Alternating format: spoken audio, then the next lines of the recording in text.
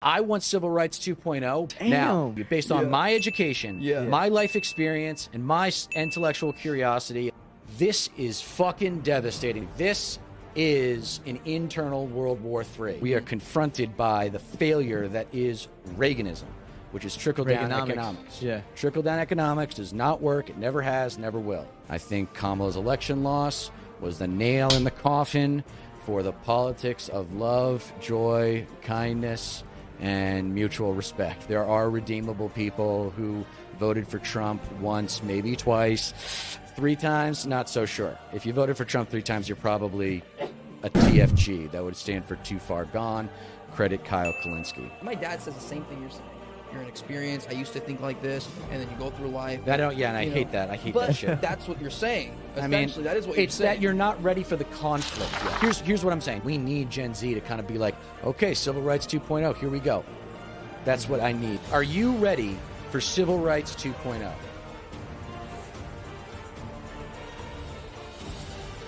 Welcome back to the Gen Z Speaks podcast. With us today, a special guest as always. Please introduce yourself. Hey, everybody. My name is Deter McBizness, also known as America's Wasp, also known as the Offensive Progressive. And I am been on YouTube for now 4 years, but didn't really get serious for the last 2 years. I talk about progressive politics being defined as going for big structural change with respect to the relationship between the federal, state, and local governments and the citizen. So Lots of aliases. it's lots of, I'm very indecisive in some ways.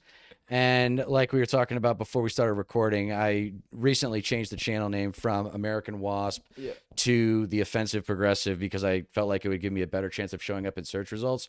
Also, it's consistent with my advocacy for the left to embrace the politics of conflict. I think Kamala's election loss was the nail in the coffin for the politics of love, joy, kindness, and mutual respect for the other side. That's what I think. So when they go low, we go what? Kick them in the teeth. And when they're hanging onto that ledge by one hand and they're begging you to save them, you step on their hand. Damn. Now, this is the politics of addition by subtraction. All right, you guys might be familiar with this in professional sports, like in a coaching staff. There might be like one bad coach that's just messing with everything. You work in teams, right? You got that one bad apple, it spoils the bunch, right?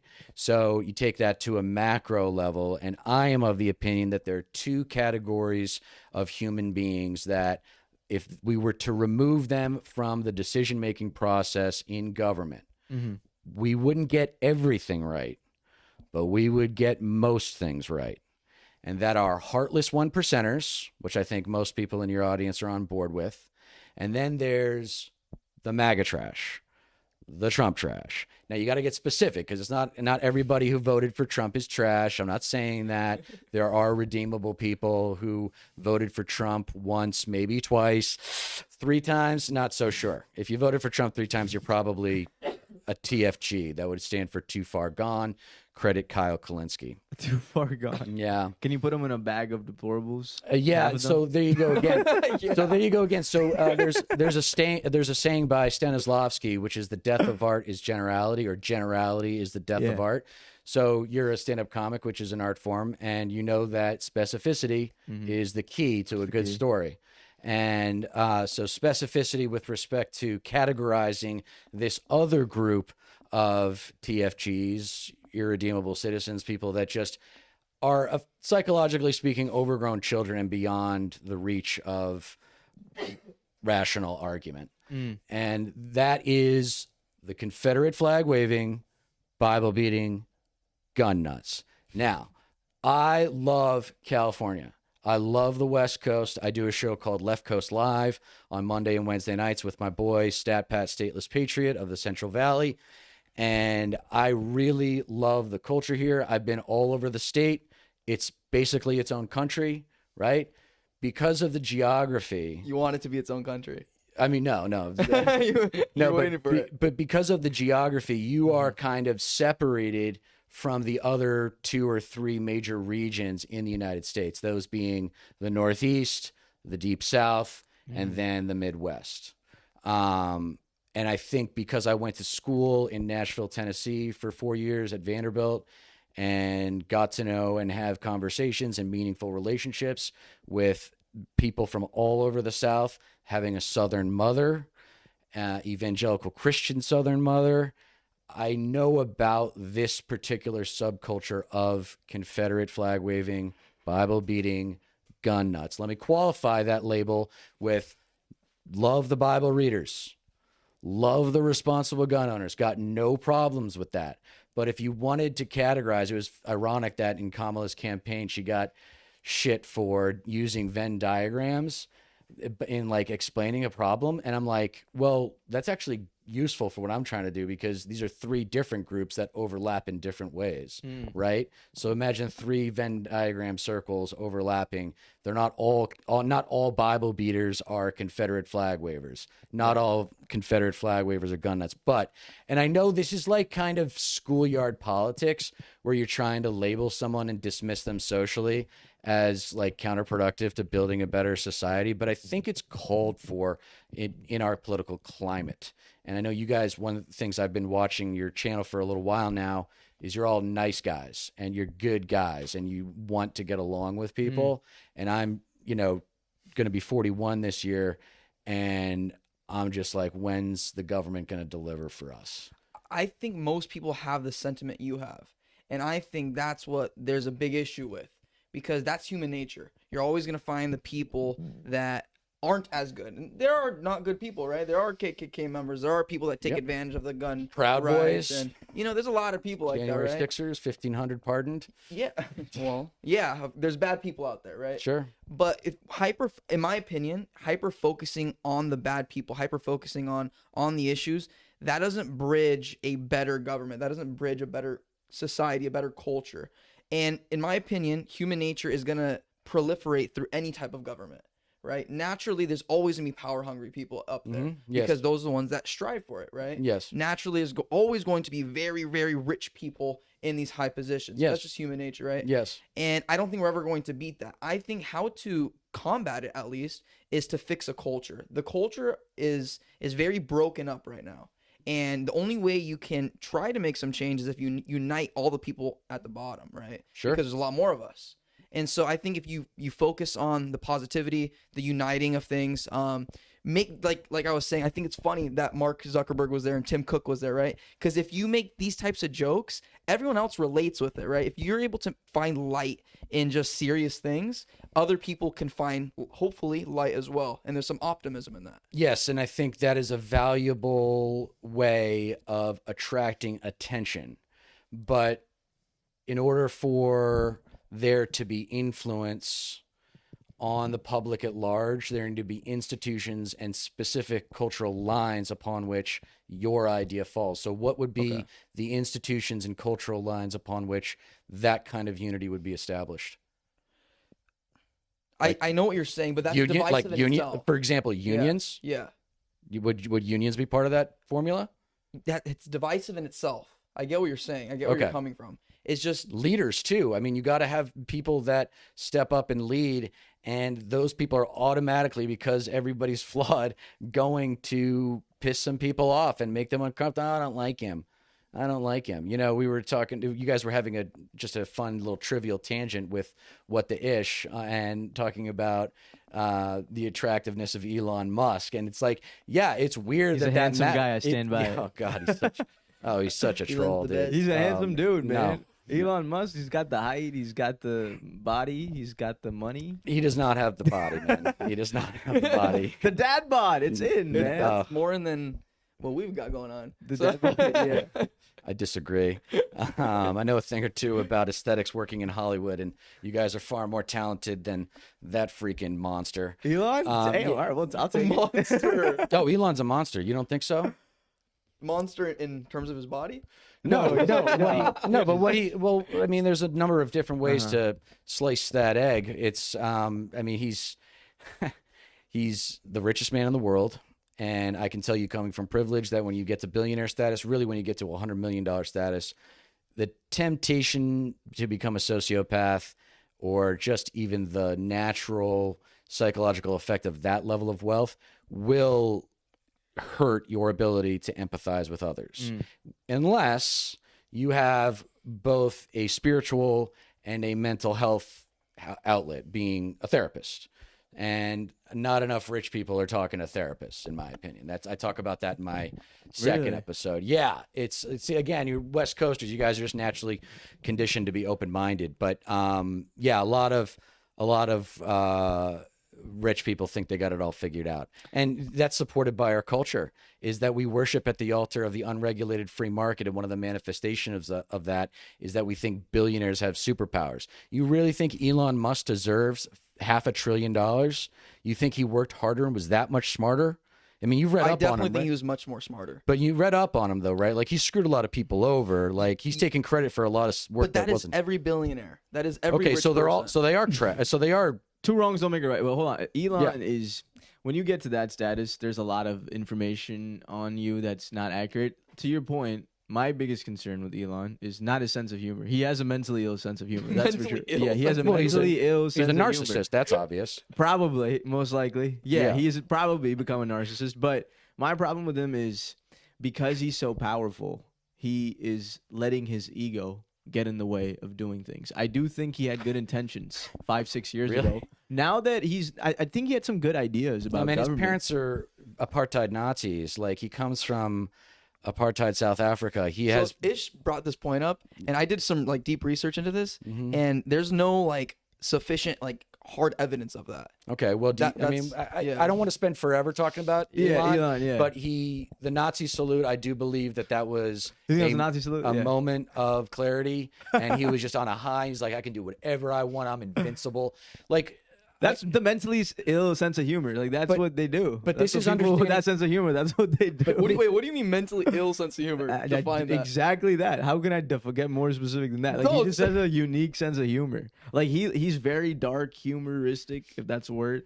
And a lot of people take him at his word, and you should not. Like, he enjoys the trolling aspect. Like, he wants people to pay attention to him. Yeah, like he wants to be the center of attention. Don't overthink it. He's an overgrown child. People don't understand the psychology of privilege. There's different kinds of children, right? Well, the Confederate flag-waving, Bible-beating gun nuts are a certain kind of child, and there are different branches within that subgroup. The other subgroup I mentioned, the heartless one percenters, there are different personality types in that, but they're still overgrown children used to getting their way. The Confederate flag-waving, Bible-beating gun nuts aren't used to getting their way, especially culturally. Hollywood hates on the Confederate flag-waving, Bible-beating gun nuts. And it also hates on the heartless one percenters in its own way, but I don't think it's explicit enough. And I just did an episode with a comic book writer who wrote a comic book that will hopefully get published called Fuck Billionaires. And he doesn't think that they should exist. Great title. He thinks that, he thinks that they are a product of an unfair, unequal, flawed system that is ultimately going to produce inequality, which is Do you feel if he was a billionaire, he'd feel that way? Well, first of all, so whenever you use the word would, that's speculation. Of course, this is all speculation, though. No, Even not from me. I know. Because I took school really seriously, I've learned about conservative ideology, the application of conservative policy in a capitalist society. One of my criticisms of the left is on the note of specificity. They're not specific enough with what kind of capitalism they're criticizing. It's conservative capitalism. Go back and check out 1980 to the present day. I actually have a theory or a proposal for how we teach education in public schools and U.S. history specifically. And it's in like sophomore year, you do 1980 to the present day. Hammer that. Everyone's got to know 1980 to the present day. You know that? Man, you know how America came to be today. Then you do post-World War II, or another phase back, maybe even World War I. Oh, so you're phasing to it 1980 in junior year, and then senior year you do like the Pilgrims and all that shit. You don't go linear. Really? The reason why is you're working back from interest. You're accepting. So part of what's creativity's best friend, I learned it in film school, it's limitations. It's not intuitive. People think of creativity as this big, vast, open field, and you get to run around and do whatever you want. No. Creativity is a maze. and you're trying to find your way through it. Storytelling is not building. Storytelling is not building a house. Storytelling is sailing in a storm from Athens to Rome in the middle of the Mediterranean, right? So, oh man, I just forgot where I was going with that. Back me up at 2 seconds. I just realized something. What? I think Kanye and Elon might be the same person. I was going to say that they're the very same person, basically. Like Kanye is like a dumber version of Elon. Like Kanye is if Elon was creative, like vice versa, right? You know what I'm saying? Like, mentally on the same way, but different context. Yeah, different products. Yeah, their different marketing products. is the same. At the end of the day, their marketing is the same, right? Drawing attention to themselves is drawing attention to their business. But you can't influence people without attention. And so this is another 100%. This is another counterintuitive part about leadership.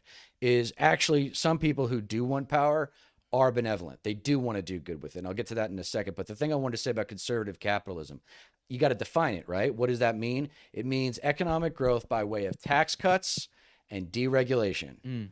And that is the big intellectual crisis that we are in now, where we are confronted by the failure that is Reaganism, which is trickle-down economics. Yeah. Trickle-down economics does not work. It never has, never will. All right? People got to get over this bullshit. Because human nature. Inherently, right? Yes, I think so. I do think that in terms of human development, it's actually weird. I actually kind of agree with the Christian premise that we are born into sin, in that we are born into our survival instincts, and it's up to our life experience, education, genuine intellectual curiosity to transcend that ignorance, which is just me. That's your survival instinct. Take care of yourself, right? Children are understandably narcissists because they can't provide for themselves. They can't survive without others, without people who are older than them. Right? They're dependent. So yes, whether or not someone in line with this comment, this overall theme that I'm saying, that conservatives are intellectually overgrown children, that they haven't transcended that childish narcissism of me. I mean, you talk about cultural lines, man. Do you think that Trump has exposed an undercurrent of, some people would call it white nationalism? I actually get specific. Yeah. Confederate Christian nationalism. Seems to be that way. I just realized something else. Hold on. The comedian. Hold on. I think he's got a filing cabinet in there. I think Kanye is the black version of Elon, and Elon is the white version of Kanye. Like, that is literally that's the reality. So Einstein was credited with the quote, "Simplicity is the essence of genius." Yes, I love that phrase. It's a great quote, and it has different interpretations. If you can't explain something simply, you don't know it enough. And that's what he said. Yeah. And the societal point for that is, if your knowledge isn't useful to others, your knowledge is useless.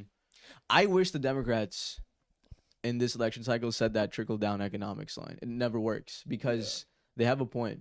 Like, overwhelming majority of the times, really, it hasn't really worked. Bush tried it. Look what happened in the 2008 financial crisis. Reagan tried it, didn't work. Well, because I wasn't around back in the 80s, and I know you were very young at that time. Yeah, too, but I've studied a lot. I know a lot about 1980s. Yeah, so I'm curious, because a lot of conservatives and a lot of liberals, some liberals, they do look at Reagan as a figurehead of this conservative movement, and they look at the 80s as a time of, prosperity. So he's the Why is that? Why is Reagan so idolized? Because he won the Cold War in terms of. So it's because of his foreign policy. Yes, mostly, and his domestic policy was tax cuts, military spending, deregulation. He just wanted the people who had money to make more money. It's really Reagan. If you go deep on Reagan, man, you're gonna have a great foundational understanding of American society as it exists today. Quick point about Trump. He's not Reagan. He's Reagan on cocaine. He's George Wallace. If you don't know who that is, please Google him. He's Barry Goldwater. Please Google him too. But Reagan. Who's Barry Goldwater? Barry Goldwater was this Arizona freak show conservative in the 1960s that ran for president, I believe in 1962 and 64. And he had crazy ideas. I mean, basically a lot of the stuff that Trump's doing now is consistent with the Barry Goldwater kind of, this is a straight white country. And it's not just about greed, which is what Reagan really represented. It's about white people being in charge and being the center of attention, like children. So why do you? Maybe it's a little bit stray, but No, it's cool. Why do you think Trump won the popular vote? Is it because just the competitor was shit? So check out my video on my channel if you want a comprehensive answer. But there are 3 contextual reasons and 3 controllable reasons, and then there was Israel-Gaza as well. But overall, check out my video. I can't really remember everything now because I did it a little while ago. But yeah, just break it down. Overall, she said, "I'm not Trump. Vote for me. I'm not going to offer you anything other than incrementalism." She didn't. Not why she lost. Why did he win? Oh well. Well, it's okay. Just 2 sides of the same coin, real quick. So, in terms of voter groups, the Bernie coalition didn't show up. It was Biden got 6.3 million more votes in 2020 than Kamala did. Right. So it actually is a story about her losing because she lost 6.3 million. No, votes there's a total story. So I think Trump won that popular vote because a lot of Bernie people didn't show up. They didn't show up because of the genocide in Israel, Gaza. They didn't show up because it was more neoliberalism. The thing I wanted to make sure I mentioned about neoliberalism, and I think we should talk about the difference between neoliberalism and progressivism, because those words are huge, very important words if we're going to get specific with them. Neocon is like an anti-Trump Republican, right? But they're ultimately leftover Cold Warriors. Neoliberalism was founded by Clinton in '92. The 4 big sins of Bill Clinton: NAFTA, Telecom Act, Crime Bill, and the biggest one, Glass-Steagall. What about Monica Lewinsky? Yeah. What about Monica, man? Oh, that's not policy related. See, that's another thing about that's a sin in itself. So progressive, the biggest sin. Yes, the real Monica. We should plug her. She sells handbags now. Give her some money. Does if she? you're into handbags, yeah. Wow. Or at least she used to. That was the last time I checked up on her. Because God bless FX did a TV show, like Real American Crime Story, about the Lewinsky scandal, but no one saw it. I'm going to see it later today. So neoliberalism, as understood by the Clinton doctrine, and Obama really caved to neoliberalism too once he got into office. He promised big change and he didn't deliver big change. He delivered incrementalism. But neoliberalism, the fundamental problem with that right now is that it doesn't admit the system is broken. It doesn't admit we're in late stage capitalism. And that's why she advocated for tweaks and little modifications here and there. And it wasn't big enough. People since when does America do anything well when it does it small? Like, we got to go big. I mean, you guys have studied FDR and the New Deal, right? That's what's so tragic about the Democrats is they have a paradigm. They have Reagan. They have a cultural figurehead from which they can draw political success because they don't look like winners. They look like losers. Even now, not just because the election lost, because you got Hakeem Jeffries up there talking about how it's in God's hands. And instead of shouting down all the ridiculous things that are coming out of the Trump administration, he's just acting like, what leverage do we have? They have the House, they have the Senate, they have the White House, they have the Supreme Court. What leverage do we have? It's like, dude, this is America. Freedom of speech. Talk shit. Talk shit. Make sure that voters are primed come the midterms so that we can take back at least the House and at least the Senate. And I say we out of sheer reluctance and just obligation and acceptance that we live in a 2-party system, and that's never going to change. Let me ask you. Yeah. Who's the leader of the Democratic Party in 2025? Who is there one person? Right now, it's technically Hakeem Jeffries, but it's not Ken Martin, the DNC newly no, elected I don't chair? think so. I don't see. I mean, maybe it will be, but he's just getting started. So potentially, wasn't that a win for the Democrats? So because Chuck Schumer, Ken Martin's Nancy not a Pelosi, good choice. But they didn't want Ken Martin. That wasn't their guy. They had somebody else, and he lost. Not Winkler. I forget the name. Was it Winkler? I forget the name. I don't. The thing. Okay, so there's a couple things about Ken Martin. Yeah. I get why they went with him. He's Midwestern, connect to agriculture. Like, cool. What that's. Well, fine. I was just reading up on him. He hasn't lost an election as a statewide Minnesota party's Democratic chair. He hasn't lost an election since 2011. Yeah, but he's not statewide, not But in terms of rhetoric, he's not advocating for big time structural change like Bernie advocated for. So Bernie is a good example. Like, if I run for office, my platform will be Bernie 2.0. It's Bernie, but better, right? Okay. What's that? What does that entail? Medicare for all or something better. student loan debt forgiveness, free college. I would entertain something along the lines of UBI. We need housing for the homeless. Universal basic income. Yeah. We need, make sure people know what that is. But we need, like, take homelessness, for example. Like, if we had a New Deal type of attitude for homelessness, we would give them housing. We would give them maybe not what you would call unskilled jobs, but just easy jobs that pay a mod. They give them healthcare, and then get them back into the system along the lines of an Alcoholics Anonymous program, because that shit works. But we don't have that level of detail. We don't have that level of commitment. And the reason why is because of our leaders and the market forces that are exerted on them. And that's why they're so weak, because they're not there to be great leaders. They're there to be great favor makers. Puppets. Yeah. Do what they're told by their donor. How would somebody go about changing that on a massive scale? I think, 'cause you said you want to do things big, right? Like, yeah. So the difference between neoliberal and progressive, in a fundamental way, if you're watching this, please bring this dichotomy to conversations about politics, because it's the most important one right now, is structural versus incremental, right? So the way progressives win primary Democratic Party elections, they have to win primaries, is we have to get, and the big reason why I'm here is we have to get younger voters to start showing up twice in even years.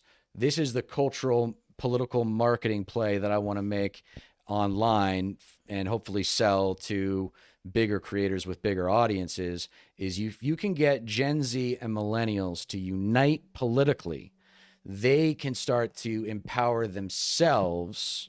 And I'm really talking about elder millennials, maybe young Gen Xers, but people who understand that the system is broken and understand that progressives don't just have the best ideas, they have the best people. And this is my preaching to the progressive left. I'm all about diversity. Love it. Love women, love socioeconomic diversity, sociocultural diversity. It's fantastic, right? The next generation of progressive politicians that are trying to primary neoliberal establishment DNC figures that Ken Martin's going to continue to promote, by the way, is by demonstrating that they are superior political athletes. And that means doing things like commanding the data, because I love your idea of politics of unity, but I've been hearing that message since before I was. It's always been a thing. Yeah, but it doesn't work. Exactly. Yeah. But So that's my point, right? That's my point. It doesn't work, but just because it doesn't work, you kind of have to stray to the other side, and that's where it gets wishy-washy. It gets oriented towards conflict. Exactly. And that's what people don't want to accept about politics because of our culture, and everybody's a winner, and let's be inclusive and peace, love, and happiness. No, and I'm talking about the left now. Yeah, if you watch the podcast, I'm not for everyone's a winner type deal. No, I know you're not. No, I know you're not, but I'm talking about the culture of the left and its value system. Oh, got it. Yeah, See, Ken Martin was an opportunity to overhaul the culture of the left. You want to change an institution's culture. You want to change a subculture of any kind. The easiest, quickest, and best way to do it is to change leadership. So this diversity in the next generation of leaders is going to be great as long as every single one of them is a competitor first. I want people who hate losing, hate MAGA, hate that we're not better off as a country, and are all about conflict, like comfortable with conflict. Because, I mean, you guys are, having watched your work, I can tell that you're very open-minded and you're very tolerant. And that's a good thing to be in terms of having a personality and being social and just a kind and gentle person.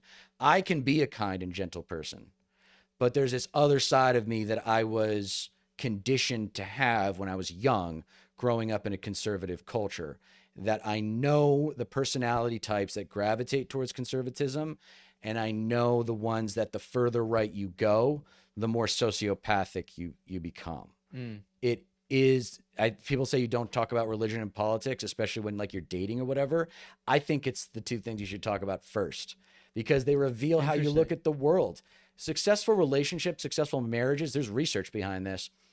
They're built on similarity, right? Opposites attract, but they don't stay together. The novelty of a fresh personality is cool and interesting, but it doesn't last. what really good relationships are built on when people are dating and thinking about getting married, if they're younger and they ask me for like, what do you think? You think we're ready? I'm like, make sure you have at least one or two interests that you overlap on and love to do together.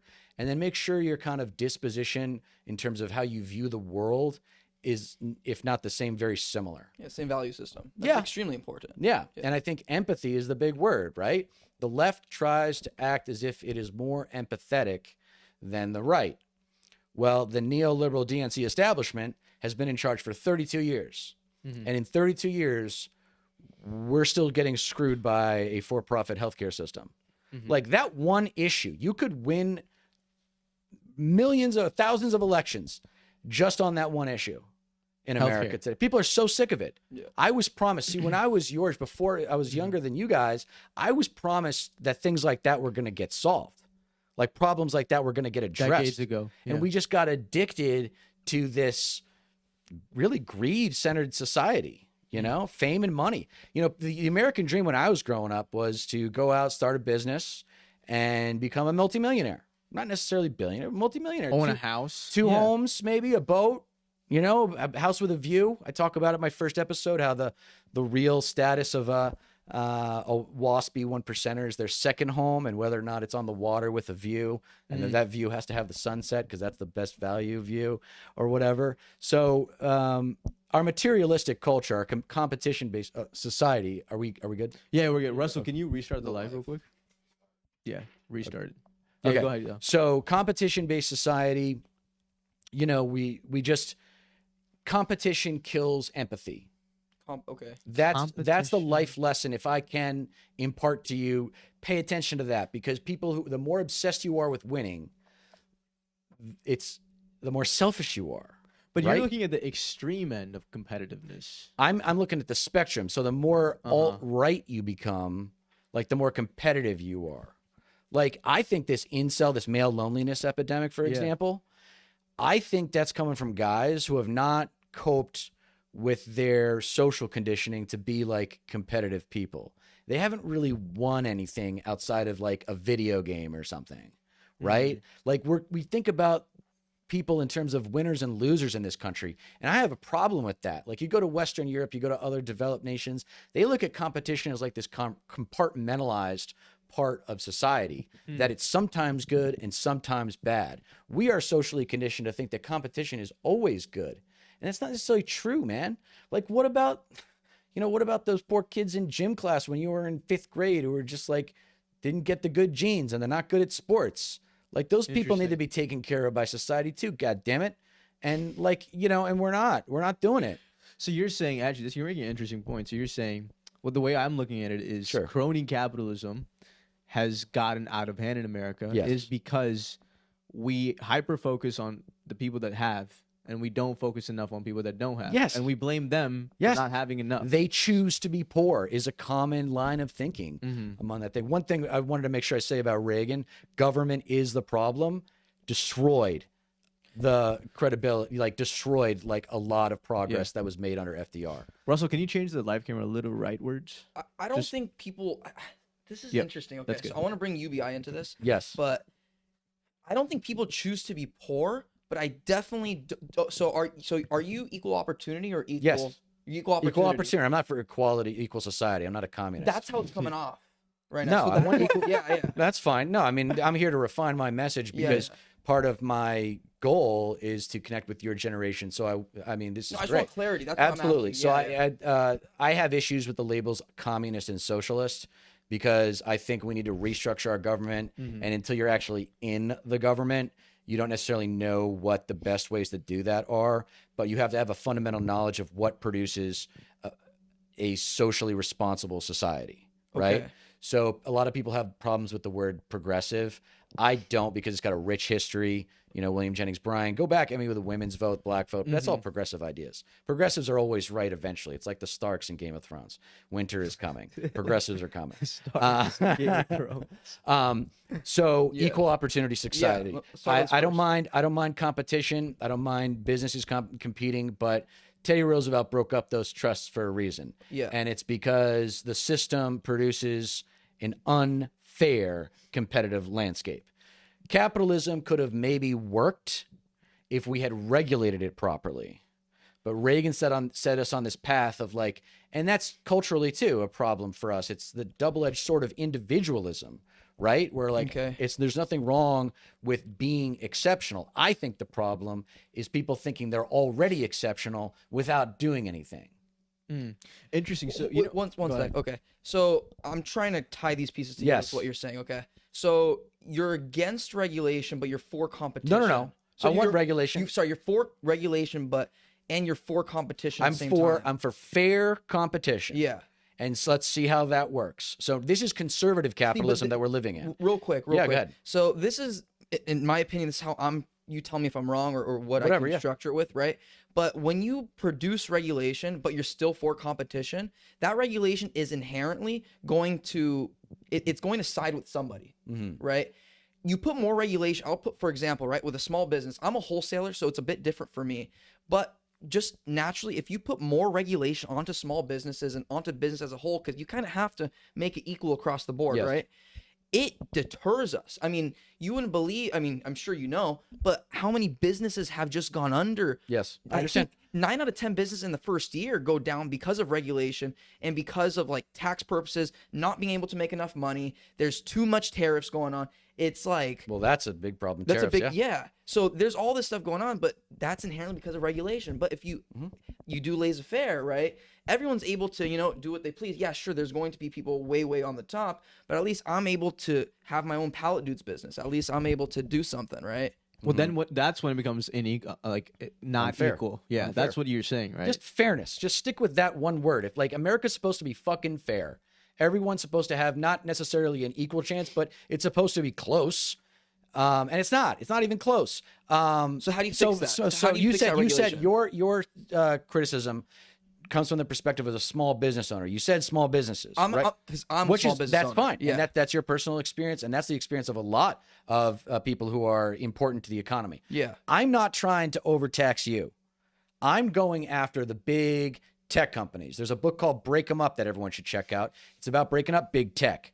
Big ag, big telecom, like going after media. Like no one's ever going to talk about breaking up media. We talked about talent agencies before we started. I'm interested in how we would maybe restructure that space because I think there's been too much consolidation. But where's the incentive for me now as a small business If I owner? break up the big boys in your space, you're going to have a better chance of success. I won't. How? Why not? Because so I'll tell you about liquidation, for example, right? Sure. So in liquidation, there is a deep trickle-down effect. So there's Target, there's Home Depot, there's Walmart, the big boys, yeah. The big boys. It's like These are the big AT&T and boys. telecom, yes. Right. So I know a thing my or two about business that, thrives off of these guys. The more overstock that they have, the more shelf pulls, the more returns that they have, the more I thrive. Because the secondary market is able to have more supply.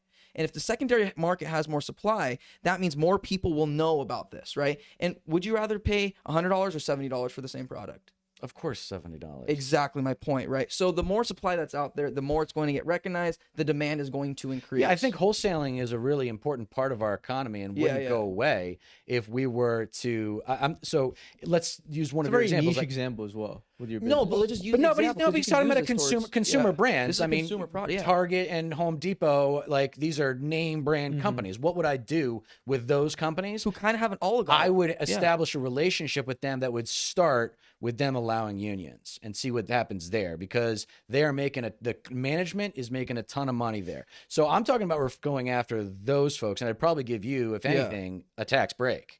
And incentivize you to grow in some sort of sophisticated way. But I wouldn't hurt or go after or break up those big conglomerates in a way that would hurt you. 100%.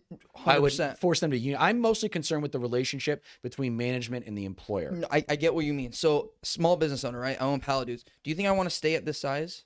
I don't want to grow it. I want to grow or die. Yeah, exactly. So I don't want that complacency. Okay. So what incentive is there? Is if maybe pallet dudes becomes a Target one day, right? And now I'm going to be disincentivized to kind of get that big.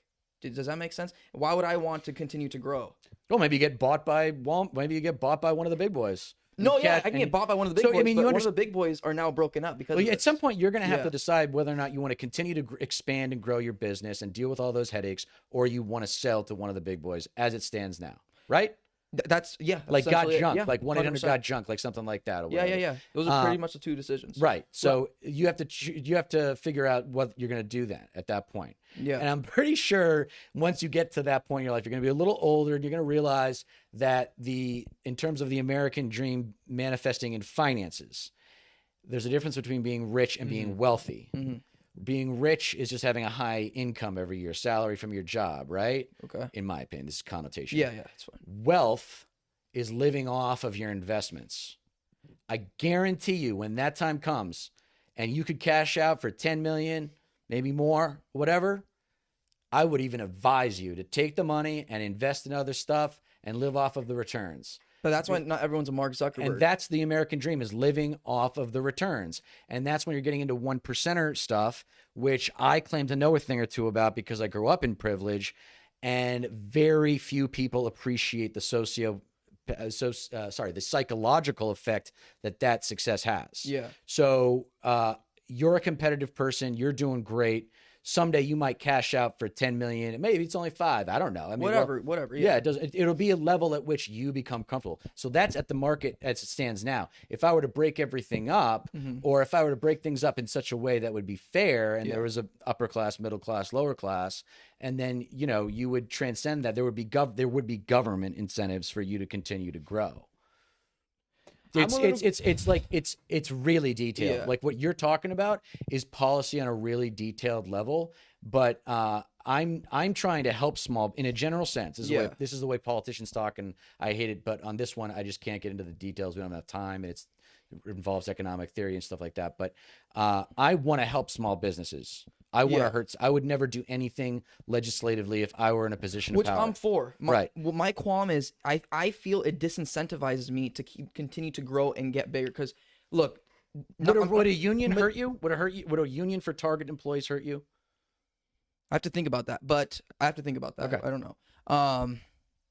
I'm confused. Yeah. Okay, so progressives aren't against big corporations, are they?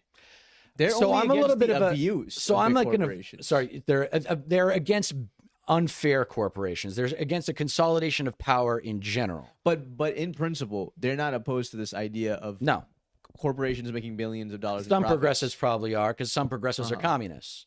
Yeah, but for the most part, the progressive movement is not communist. It's I don't democratic think so. Socialist. Right? I wouldn't describe it as that. Yeah, I'd say the democratic socialist is the right label. And under that concept, can big businesses still exist? Not in monopolies, I understand, but can they still thrive and exist? So the rule of thumb is either a third or a fifth. You can't have more than a third of the market. I think if you own a third of the market, you are the market.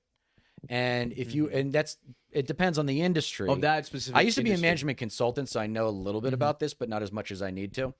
But if you get to a fifth, that's cool. Like that's like the rest of the market can, if they really don't like something you're doing, if something's unfair, whatever, the rest of the market can compete against you, and there's an opposing force there that works. So break that down. So if we're looking at cars, Tesla can't have more than a third of the car market share, right, in the United States, right. And not that would more be, than a third. Okay. And that would be like the best example is media. So before the repeal of or because of Bill Clinton's 1996 Telecommunications Act, right, there was a lot of consolidation in media. People have heard about Clear Channel and Sinclair Media as kind of the lesser known nefarious ones. But even on a large scale, there was a lot of consolidation. And it used to be that no media company could own more than a third of the market. And there was actually an argument that it should be even less than that. And now you look at Fox News, and people say the liberal media. I'm like, what media are you watching, man? The Fox News is the biggest bully on the block.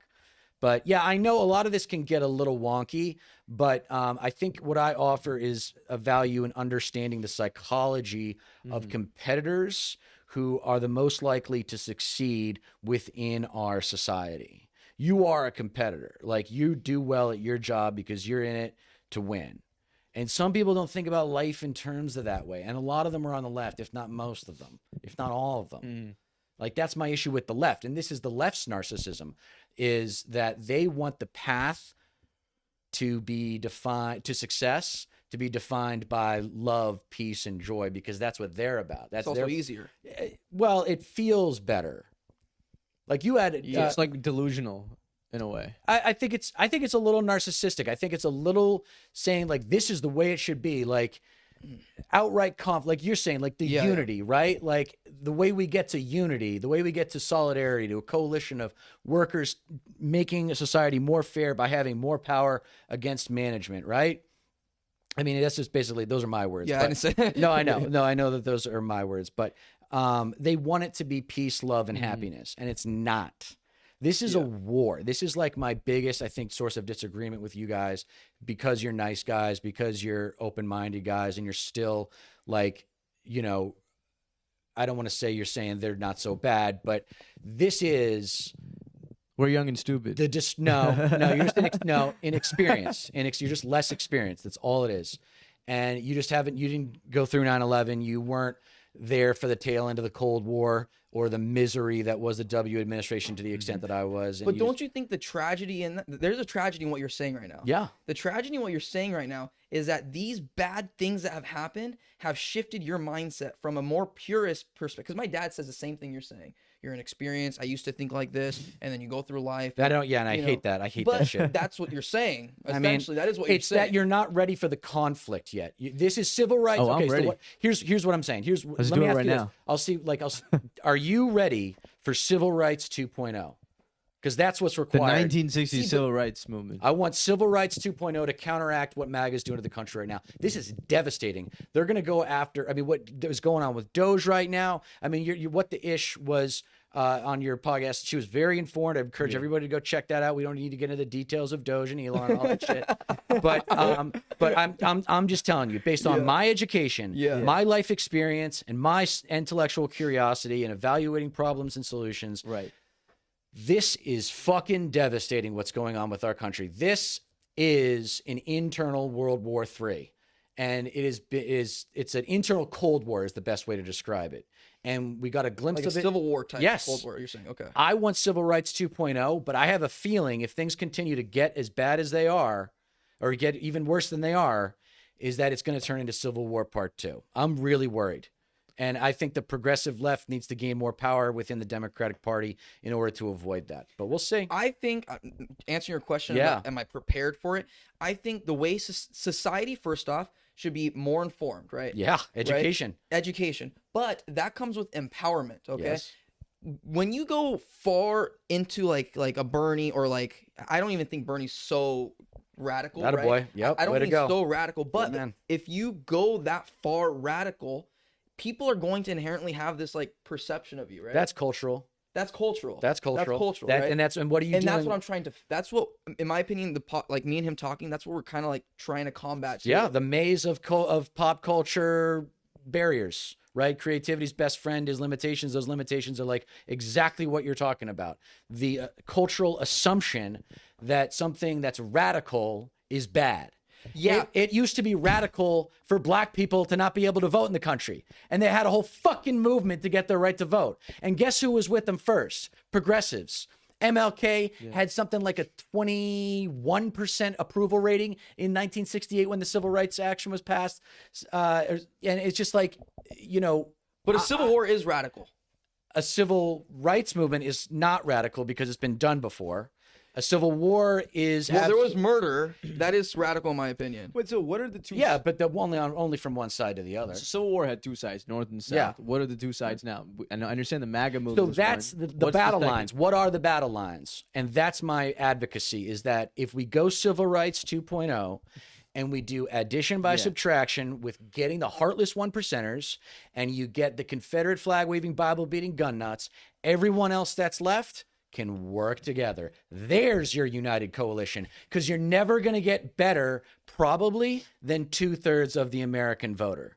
You're probably never going to win more than, but if you get 2/3 of the American voting public, then you can really get FDR level New Deal type of change. So I think I have a better understanding of what you're saying now. You're saying instead of going for the 100%, why don't we just basically unite the 2/3? Because that's the maximum number we're ever going to hit. That's all you're saying. Politically cut out the cancer. Interesting. And I think that intellectually speaking, see, it's just like being from California, you guys just don't know about the Deep South, man. Like this Confederate flag waving, Bible beating, gun nut culture, like the foundation of that. Like I've seen that. It's part of my family heritage. Like it sucks.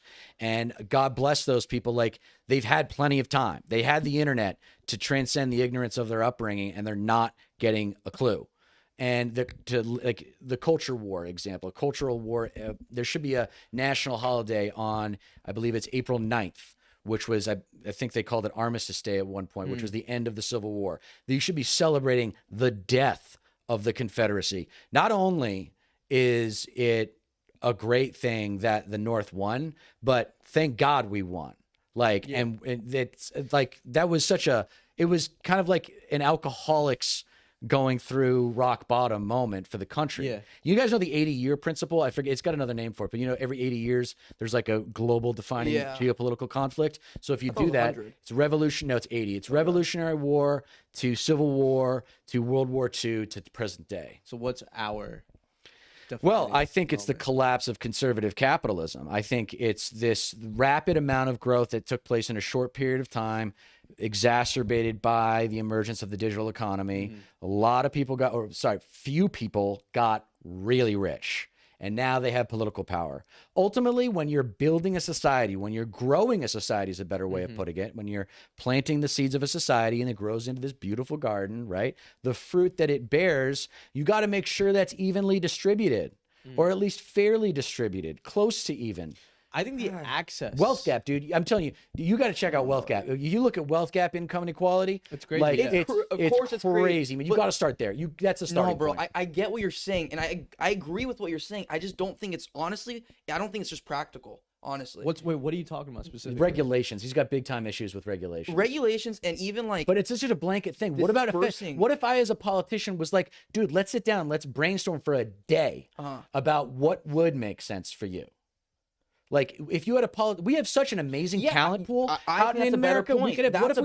What if we had intellectually savvy, well-educated political figures who actually had balls, like who actually were like willing to stand up to the special interests, right?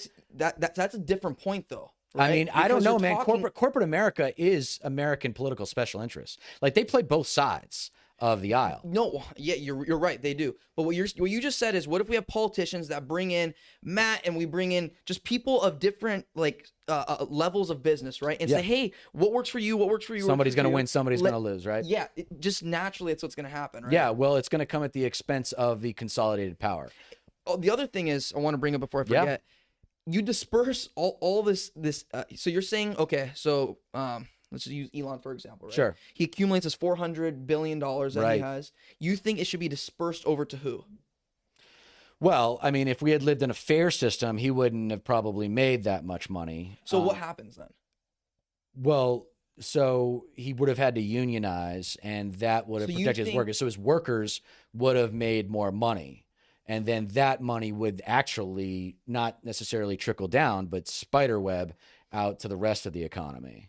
You think that's what would happen? Yeah, I know that's what happens. That's what happens in democratic socialist nations like Denmark and Sweden. And by the way, Denmark's got the happiest people in the world. Why? Expectations. They also have a tiny population. Yes, they do. And that's the biggest counter argument against something like universal health care. Wait, no, let's stay on this topic first. Yeah. So, okay, I'm just not a believer that somebody that just doesn't have, he took Elon, I'm not a total Elon stan, but he took total Elon he took enormous risk. Partial Glazer. He took enormous risk, and he took, like, honestly, he was blessed. God gave him something that God didn't give everybody else. He gave him innovation. A lot of privilege too. A mentally ill sense of humor. He comes from tremendous privilege. More than half of billionaires come from privilege. No, right? Yeah, that's fine. That's fine and all. Is it fine? I'm not saying my point is saying it's fine is not saying he's fine. I'm saying that I'm not talking about that. Okay. So yeah, he comes, but so do almost, like, there's so many people that literally just do dog shit. They come from privilege, and then they end up whacking off, right? Yeah. And then their whole wealth, like you said, like all these investments, they deplete, and the rest of their lineage is fucked as a result. So yes, there is both sides. He did come from privilege, but he did something with what he was given. Absolutely. He's a tremendous competitor. He's a tremendous competitor, and I can appreciate that. And so somebody that like him versus somebody else that is now just they didn't have the privilege, but they also didn't have the innovation, they didn't have the ideas. Sure, they didn't have the technological advancements. Work smarter, work harder. You deserve to get paid better.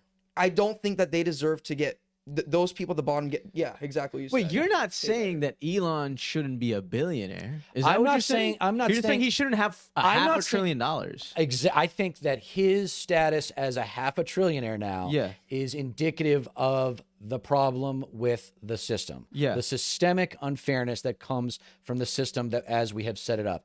I do not have a problem with success, unlike a lot of what you might call communists.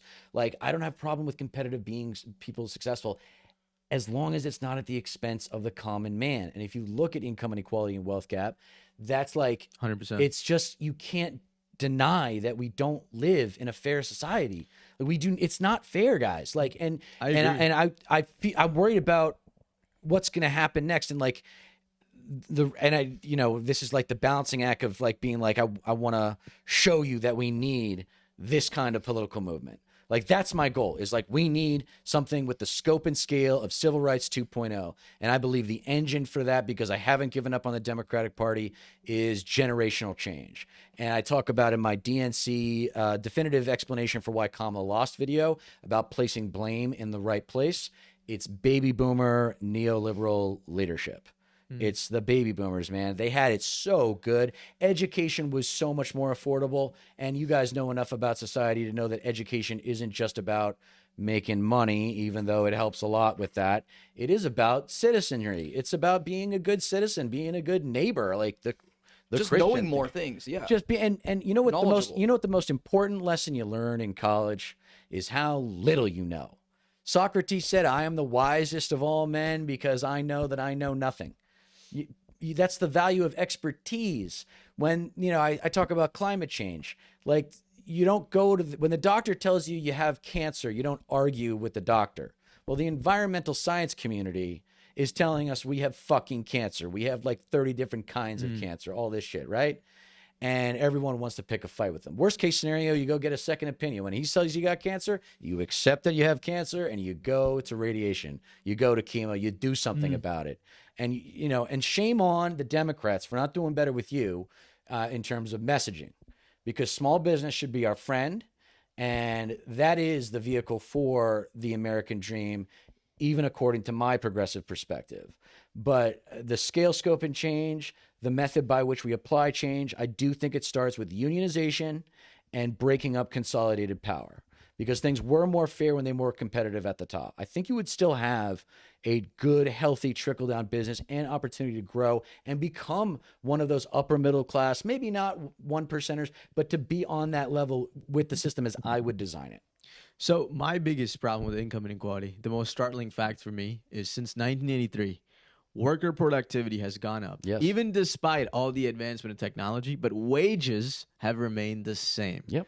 Now, that is enough information for me to say, you're right, there's something definitely systematically wrong with the system that is producing unequal results and unequal access to opportunity. Yes. So the way I perceive progressives is they're not saying, oh my God, how dare you have that big house and that $1 billion bank account. I don't think that's what they're saying. I think that what they're trying to say is, how can we ensure that the gap isn't this much? How can we make sure it just gets a little closer? That's all they're trying to say. So they're not saying, Matt, you shouldn't aspire to be a big business owner with multiple pallet dude warehouses across the country. They're just saying, if you own more than a third of the market, it's going to be unfair for other people like you to start. That's right. That's all they're saying. That's monopoly. That's yeah, fair. So that's I think what you're trying to say is America today in 2025 has a bunch of monopolies in every sector. Look at media.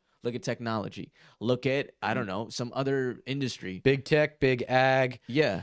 Big banking. Right. So there's monopolies that are forming, and they're forming because of a culture, which you attribute that to conservative capitalism. Yes. And I agree with you in the sense that, I don't know if you've noticed this, but a lot of conservatives lie, and they do it. The rich conservatives, they lie to you, and they say, you know what?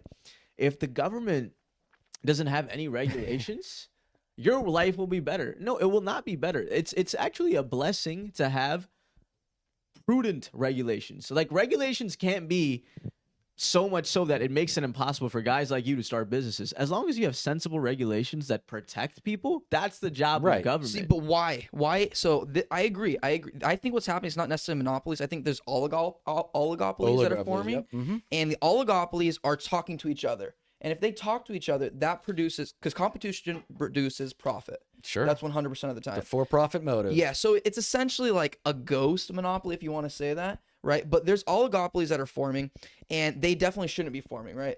The reason it's not working, the antitrust laws that were formed, there is not enough like government going after and saying, hey, dude, this isn't right. This is happening. And I think that's more on lack of efficient government members, to be honest. Well, yes. Lena Khan tried to do that. So to her credit, who did? Lena Khan. Lena Khan under Joe Biden's presidency. What was her official title? She was I can't remember. Was she the FTC? I'm trying to remember how to respond to him because he made some really good points. Yeah. So the for-profit motive can motivate people to do well. It's competition. Yeah. Okay. So we should not worship it though as if it is a god. It is not the answer to all of our problems. No, This goes back to the oversimplification, right? Simplicity is the essence of genius, but I add oversimplification is the death of progress. And Reagan oversimplified it and said that government is the problem. Government is not the problem. FDR disproved that. He was elected 4 times. He established Social Security, which is one of government's most popular programs. It went on to grow into Medicare, Medicaid, public works, like huge infrastructure problems that make, and then even Eisenhower, like did the interstates. Like the government plays an important role in making sure that you can even run your business to begin with. You want clean air, you want clean water. Like the for-profit motive will motivate business owners, management, not the workers, management to cut corners so that they can get more profit. Competition can be good. I mean, it's like playing a sports game. It's like the refs matter, man. You need the refs to have a game be played clean. And, on the note of deregulation with Clinton, the Telecom Act allowed for consolidation in the telecom space, and Glass-Steagall allowed for consolidation in the banking space. Retail banks and investment banks used to be 2 different things. And now they're the same, and it's created so much more volatility in the market, and it's right before the tech boom. So the tech boom, your audience needs to go Google something historically, start from 1980, but definitely make sure you get to the tech boom because there was so much growth in wealth, and it just wasn't distributed fairly. And look at the inauguration, man. It's a tech oligarchy. It used to be this kind of racist MAGA stuff back in 2016, and he won by the smallest of margins, right? Only he didn't even win the popular vote. He lost it by 2.7 million. But what happened with this most recent one, I was shocked to see all those tech oligarchy out there, just naked. And a big reason why, to your point, antitrust.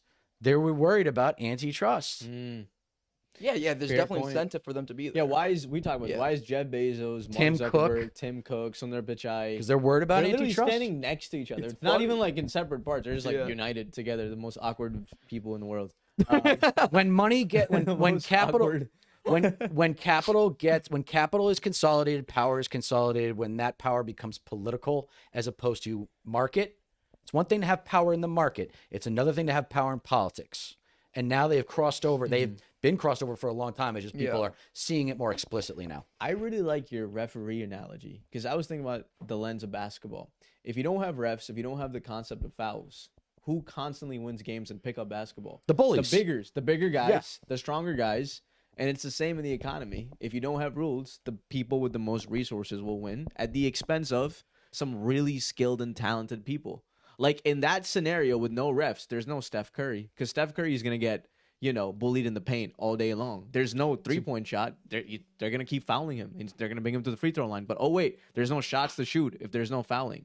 You can't go to the free throw line if nobody's getting fouled, right, in basketball. Hopefully people understand that analogy. But I think that's a really good way. Yeah, it's a great way of explaining looking at what's happening in America because that's exactly what's happening. It's literally a pickup basketball game. And it should be an NBA game. And guess what? Millions of people watch the NBA. Who watches pickup games? And how Nobody. good are those refs? Those refs in the NBA are amazing. The refs, Some in of the, them are, the, refs, you know, the refs in the NFL, that's a tough job. Those guys are going Yeah. so fast, like sprinting speed every play. No, so I use the basketball, NFL. yeah. I want to use sports actually to explain things. And one of the things that I want to use it to explain is like, of all the celebrity types, why are athletes the most likely to be MAGA? Because competition defines their personality. Again, back to my point that like, not everyone's a competitor, man. We got to take care of the people who aren't competitors, like the artists who just want to express themselves and paint all day. Nah. I mean, don't they deserve like health insurance? Nah. Like, Only Throw- comedians are real throw 'em to the artists. wind. Everybody else. Throw them to the wind. Take off to New Mexico, where nobody likes you anyway. I disagree with that competitive point because I think you're looking at the extreme end of competition. You're saying so. For example, let me give you the example of homelessness. I think there'll always be people that are homeless because of mental health issues. You can't do anything. You can give them the house, you can give them the perfect job, but because of their issues and past traumas, they'll still end up in the streets. Some people. I'm not saying most homeless people. And I don't know if you agree with that sentiment. I agree Because with I don't that know too. if we have a responsibility to take care of somebody who repeatedly makes the same offense after being given the opportunity to fix his or her life. We're never going to have a perfect society. It would Right. require a perfect society to take care of a problem to that extent. I think that's expectation management, which is something the left doesn't do well enough of. An example of that is end racism in the end zones of NFL games. It's like, yeah, like what? There's always going to be a certain portion of people that are engaged by what I'm trying to call and have everyone else call scapegoat politics, right? That's what the right engages in. That should piss you guys off, right? Doesn't that piss you off that they're saying that how they're using black and brown people and saying like to the Confederate flag waving, Bible beating gun nuts and all the other sociopathic like right wingers, where it's like your life doesn't suck because you suck. Your life sucks because of those immigrants taking your jobs and committing your crime, and which is not even true. And you guys do your research. Like a big reason why we have this relationship is because I can tell by your work, and this is work for everyone watching, just so you know. There is a lot of work. Me at work. What's up? There is a lot of work that goes on to producing good content, and most of it's preparatory. And you guys do your homework. And, you know, you find out that, like, Israel is committing genocide in Gaza. And we need more of that. You have been self-educated because you grew up with technology in a different way than I did. I grew up with it in dial-up internet. I appreciate how amazing it is that you can do this with your phones. You know what I mean? In a different way that you do. But at the same side of the other side of the coin for you, you're more skilled at it. You know how to get a message out there in the digital economy better than I do, instinctually, because of the way, conditioned as a result of your condition. You grew up around it. But who doesn't know anything about this? Who knows the least about the way culture and economics interact, right? That's called society. Who knows the least about the way the world works today? Baby boomer conservatives. They are the foundation for Reaganism, man. They're where this whole thing started. I feel bad for them. They're about to die, man. Let them die peacefully. Give them the morphine. Give them the morphine. A lot dude. of money made off of these baby boomers. So There everyone's already talking is. shit now. Everyone's talking shit about baby boomers now, dude. We've had so many guests talk. So, baby boomers, this baby boomer. But Baby boomer conservatives. Let's be specific. fair. But I think if these people, I'm not saying if you're interested in profit, right? If you're interested in profit, then if you allocated your time differently than like some of these people just hate on baby boomers, then they can make a lot of money. Dude, there's so much money from these exits that are happening right now Yes. from baby boomers. Yes, I know. And if they allocated their time just literally, dude, a week on how to approach a business and how to like potentially buy a business, you can make a lot of money. Yeah, you can I make a believe lot it. of money. Yeah, there's a huge Oh, so concentration. baby of boomers are selling businesses. They have no choice. They're retiring. Yeah, they're retiring. How many of these people don't have kids? How many of these people? Yeah, but not a lot of people own businesses, man. Like, Oh, brother. no. Huge What baby percentage? boomers? What percentage? Yeah, I think a higher percentage of baby boomers Yeah. own yes, that's what I'm businesses as saying. compared with other generations. That's your point. Yes. Right. So, but they were the beneficiaries of a system that the growth of which was accelerated by tax cuts and deregulation. Two things that not necessarily should have happened. Like do you know what the tax rate was under Eisenhower? It was I have no idea. like 90% or something like that for certain entities. in the 50s? Yeah. For certain entities. I don't know if it's as high as 90, but it was well over Sounds 60. really high, But it was well 90%. over 60. I have a creative solution to this. I believe that creativity is the solution to complexity. And I have a creative idea about this that I will share with you in the future. But it has to do with funneling that superlative wealth that you're talking about directly into the people who are in really swamped with debt, whether it be medical debt or consumer debt or student loan debt. If you just Google debt, I mean, over 50% of the country is living paycheck to paycheck. Like, those are the folks that I'm trying to lift up out of poverty, not in the form of handouts, but like a hand up into a better society. So these are not lazy people. These are not unemployed. These are people who are, working hard, and they're just regular blue collar people that would just want to have a paying wage. They're disadvantaged. So they don't have to do 2 jobs or 3 jobs. They're disadvantaged by society and the rules as they're written, because the rich people own the politicians write the rules. That's a really interesting way of looking at things. And I think I have a better understanding of what you're saying now. I think I'm not telling you anything you didn't already know. I have this thing about cognition, the self-serving superficiality of conservative capitalist cognition. I know every title of my essays are a mouthful, but there's a point to it. And I theorize that most people, like, I don't claim to be like a genius or anything like that at all. I just, it's okay, you can say it. I genius like you. I worked hard in school. I'm like Larry Bird. You can get you guys a full are Lakers scholarship fans. to Notre Dame? No. Oh, okay. Unlike some guests. You like Larry Bird? I like the Larry Bird metaphor, where what is Larry Bird known for? Fundamentals. He had the best, arguably, fundamentals to ever come through. Are you one of the smartest people that you know? No. I know. See, that's the other thing about it. I know I'm not a genius because I know geniuses, and I'm not one of them. No. I have, I think, really good ideas, but they stem from. I'm a product of privilege. I have the best education that money can buy, and I've been able to travel internationally as well as domestically. So I've interacted with many different cultures and societies. I've seen different models for government. I know we can do better. I know that the only thing separating us from a better society on a mass scale are 3 things culturally: narcissism, best exemplified by American exceptionalism; hypocrisy, best exemplified by the politicians themselves, because they're all getting rich off of those, dark money investments that they make; and then ignorance. That's really the biggest one. And that it says education is coming out of ignorance, right? But conservatives describe education as indoctrination. They would describe it as indoctrination. Oh, all the academics think that we should have universal health care. It's like, yeah, because they did their fucking homework. Yeah. Because they did their homework. Yeah. I mean, instead of having a union, if you got so big one day that you had to have a union, wouldn't you rather not be burdened by providing health care by your employees? Wouldn't you rather there be a system available for them to just have good quality health care and you not have to deal with that? 100%. But I think that this argument with healthcare, for example, or education, can be relayed into other industries, and then it's like a never-ending cycle. You get what I'm saying? I think, like, if you say, hey, healthcare is healthcare should be dismantled or whatever, restructured, right? Then, maybe Matt will be easier or somebody at Target will end up getting a beneficiary of that aspect, right? But then somebody else naturally has to be benefited from Target too, right? Just like you said. So now unions get created, right? Through that. And then I think, I don't know I like I said, I need to think about this more, but I was thinking about it little while we're talking. Target creates unions. I think naturally Target will increase prices on the products. They are going to burden the consumer with that cost. So, and naturally that would affect my business. Yeah. Right. Well, they're still going to have to compete with Walmart and other hardware stores, but you don't think clothing stores and whatnot. Like, they're called mass merchandisers. Like, these things are they're monsters. But I'm assuming, so my assumption is that you're saying all these, say, mass merchandisers, right? That they're all going to have the same rules of unionization amongst their workers. So that's the thing about unions, right? You can start a union inside of an institution if you want, but a better way is actually having a union that's already established and joining them, or establishing a union across different organizations at the same time, so that it's the people with the shared interests, so that everybody in that space has to deal with the same union.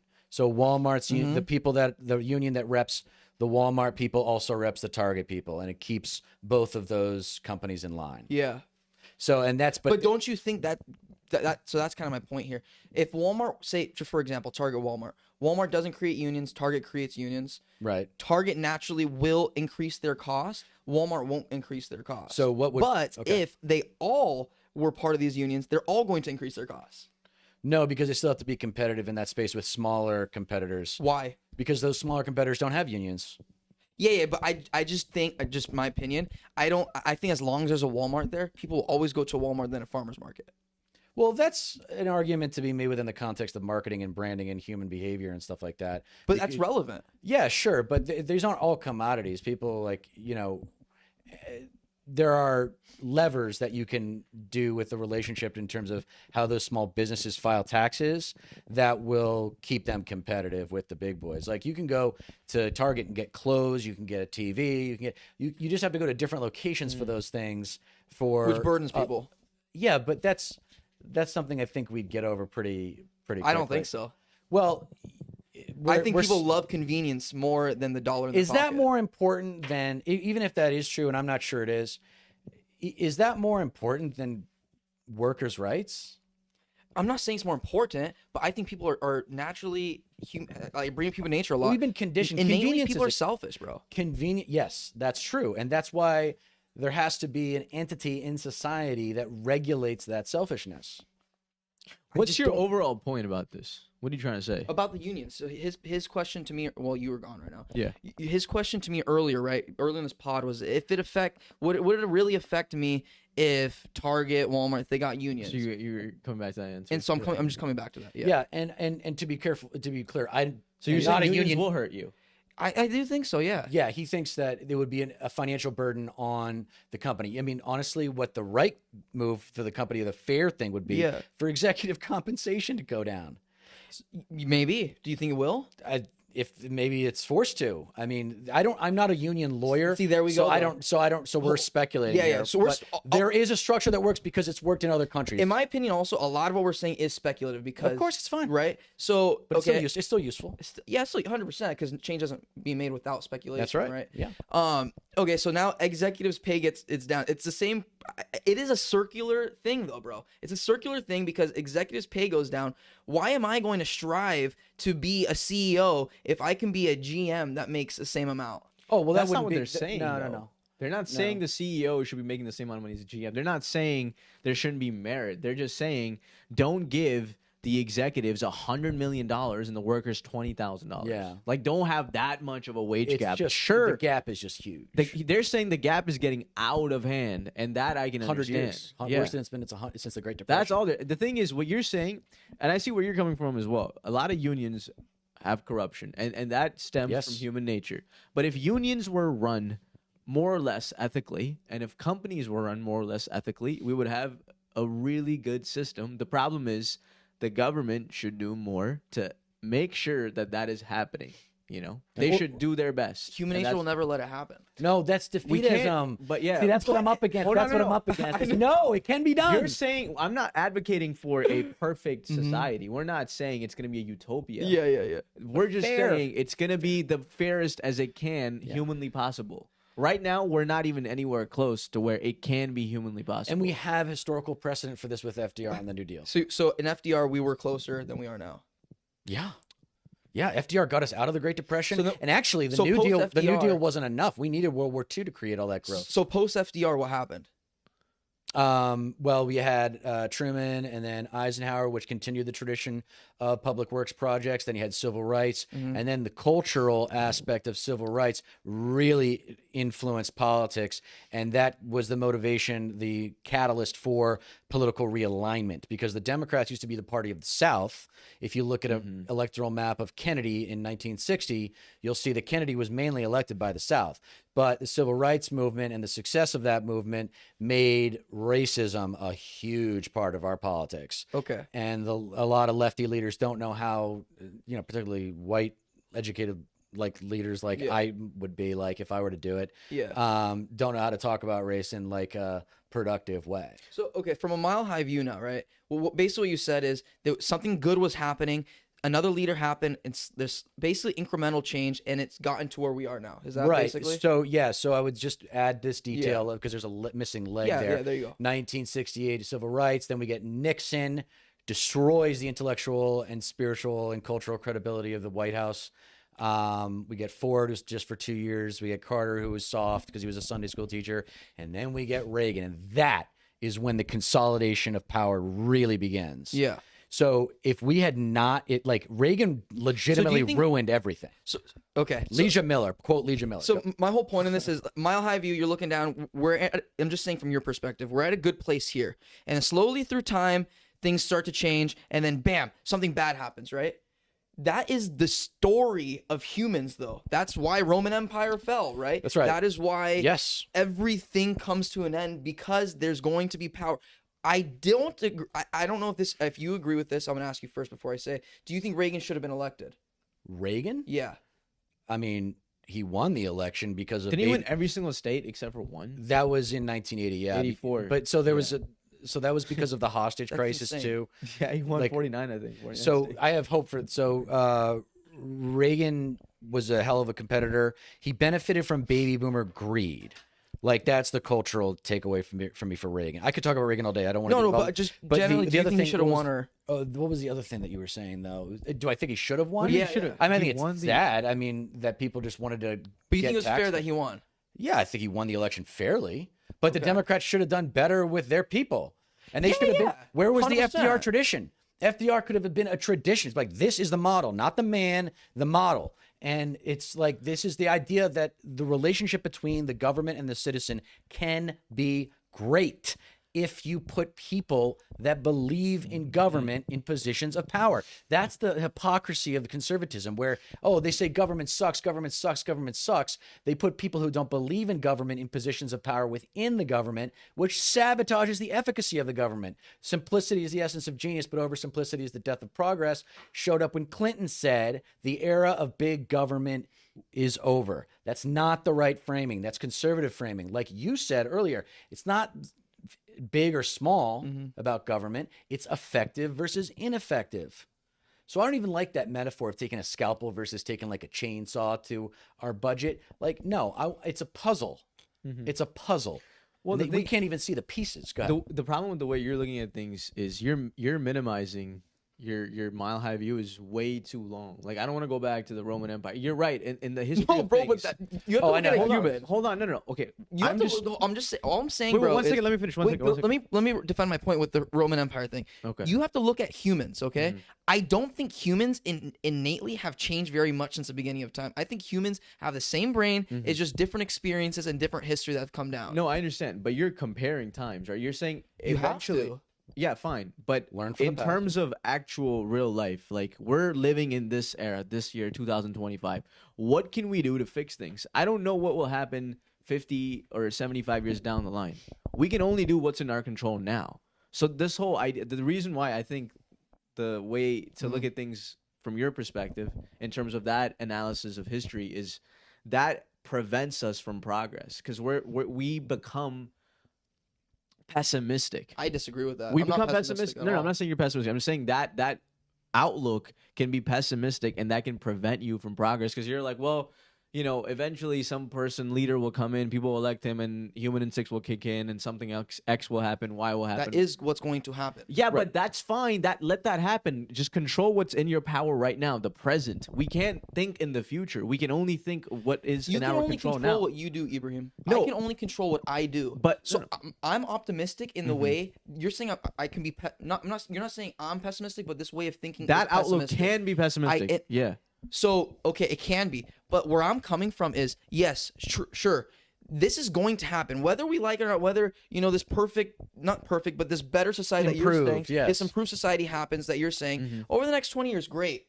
What the fuck does it mean 100 years from now? It doesn't mean very much, to be honest with you. So that's my whole point. Listen, it means something to the humans living in now.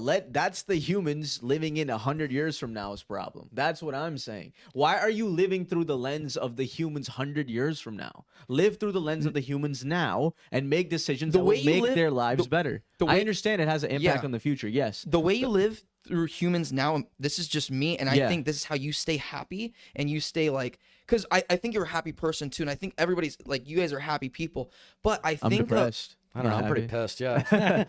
no, but in your life, right? Dispositions. Yeah, yes. disposition. You're happy with maybe your family, right? But I think that this frame of thought, this whole pissed off frame of thought, can affect that happiness in life. Sure. And I think if you focus on yourself, you focus on, and there's disagreements with this. That's a separate point. It is a separate point, but it goes into what I'm saying, because if the same things are going to happen, what do you do instead? There has to be an instead. Restructure society through political revolution. I mean, and I think that pisses people off, right? And I think innately it'll piss people off. And your limited time on this earth is going to be spent more time upset than happy. And not if you have a successful political revolution, because if we unite millennials and Gen Z, we can be combined the greatest generation. They will put us together in the history books as the greatest generation of Americans since the greatest generation. The baby boomers' legacy is toast. It is garbage. They're dead, dude, because it's not just the baby boomer conservatives, it's the baby boomer liberals that conceded with Clinton. Let's send them to and gave into. Bay. Let's just... But I have hope. I'm kidding. You make a great point. I'm kidding. You make a great historical truth. Point out a great historical truth that every economy that has become this lopsided, this unfair, this unequal has imploded. I have hope that we will transcend that implosion because of modern day communication technology. I think the only thing that can save us is a nonviolent sociocultural revolution as well as sociopolitical revolution, but it has to be done through and this is where a lot of lefties disagree with me, I don't actually think it's grassroots. I actually think it's top down. I think it's taking over the Democratic Party in a good way and putting policy first. Like we talk about three legs of the stool. There's politics, policy, and political marketing, right? Politics is what the politicians do. Policy is the problem solutions for the government to the citizen. And then there's political marketing, which is the salesmanship of that policy supposed to be done by good politicians. You guys have gotten so screwed over by not getting good politicians. Like you had because Obama promised big change and then he delivered incrementalism. Like he says, for example, this is the loser to winner shift culturally on the left that I want to see. Obama says that, well, I would have loved to have gone for universal health care, but the country wasn't ready for it. Yeah. You know what a winner says? I'm going to make them ready for it. Like Trump. Yes, he's a winner. I don't disagree that he's a winner. So you would want somebody who's governing like Trump is, because Trump is upending the entire system. We need to just in the opposite spectrum for the pace of change and the size of change that we need. We need a consolidation of power on the left that comes from a progressive perspective, not a neoliberal perspective. Neil, do you guys agree that the system's broken? Do you think we're in late stage capitalism? Yeah. I think we're just, So you might be progressive and not even know it. No, I agree with overarching things that you say. There's just nuances and details that I just struggle with. Well, to be honest with you, I've got a lot of my own work to do. I should have more detailed answers to your questions about unionization and things like that. Trust me when I tell you that the last thing that I would want to do would be hurt small business entrepreneurs like yourself.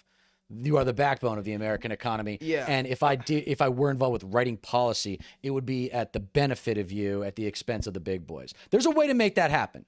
There's a way to make that happen. We just need the intellectual power to do it. You know what I mean? I'm not saying all this for myself either, though, because I like I said, man, I do think that like the Elons of the world, the Marks of the world, I think that they've come from somewhere, and I think that's the American dream. They've come over everybody. They like literally with but that's only like a handful of people. Yeah, but I still feel for them. They're still humans. But there's only like 20. Like there's only like a couple thousand people like that. And I'm like the needs of the many outweigh the needs of the few. Yes, bro. I get that. Yeah, I feel for Mark Zuckerberg. But yeah, exactly. I do. Social Douchebag. anxiety, yes. No, I think anybody in his position. That's the thing, dude. If anybody was in his position, I don't think that they'd be like, give my billions of dollars to the masses. I don't think they would do that. No, but there's a program that I have in mind that would motivate them to do that. Okay. Yeah. You want to talk Something- about that? No, not right now. But it has to do with consumer debt. As we come near the end of the podcast, I think something we didn't discuss, and I think is a problem, is hyper individualization. Yes. And I think it's bigger than politics, bigger than the economy.